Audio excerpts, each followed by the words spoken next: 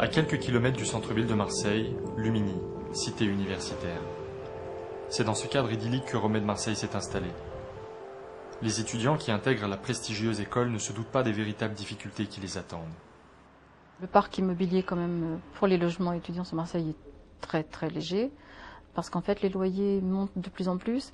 Un petit 10 mètres carrés est facilement loué entre 250 et 400 euros à un étudiant, donc systématiquement dans le budget ça fait très très mal.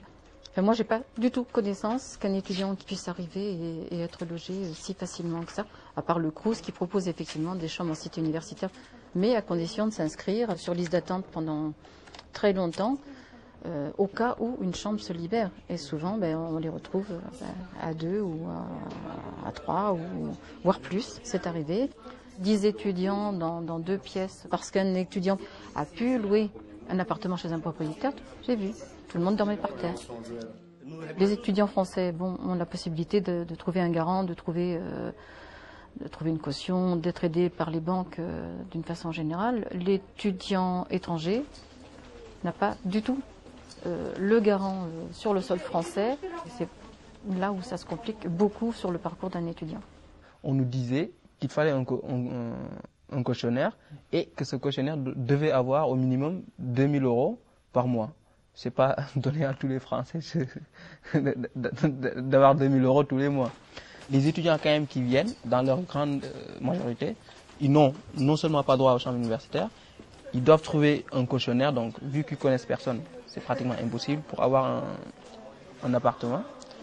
Cela, je me demande comment ils doivent faire pour mener à bien leurs études, quoi. Il y a une nécessité pour l'école de s'internationaliser et donc on va faire du commercial dans les autres pays. Et puis on attire les meilleurs étudiants étrangers à Remède Marseille, donc il faut quand même qu'ils soient très motivés par le projet pédagogique que l'école leur propose. Une fois qu'on a franchi ce seuil-là, la difficulté, c'est que la décision de venir ou de ne pas venir, elle est liée uniquement au logement. C'est-à-dire que s'ils ne trouvent pas de solution de logement, ils sont démissionnaires tout de suite. Donc c'est-à-dire qu'en septembre, on a régulièrement des gens qui ne donnent pas suite. C'est pas évident d'être accepté en école d'ingénieur. Il faut avoir un bon niveau. Donc je suis venue là, premièrement, logement. Pas de logement. Donc moi c'est pas grave, j'ai personne ici, donc avec mes valises, je reste dans la rue, pas de problème. Mon école, je l'ai ratée pour travailler, pour payer mon loyer les premiers mois, en attendant que je trouve un autre travail, parce que de travailler tous les jours pour avoir 400 € et pour rater toutes mes études, c'est pas la peine. Moi, j'aime bien avoir un diplôme en France. Je suis venue pour ça. Donc, j'ai pas les conditions pour l'avoir.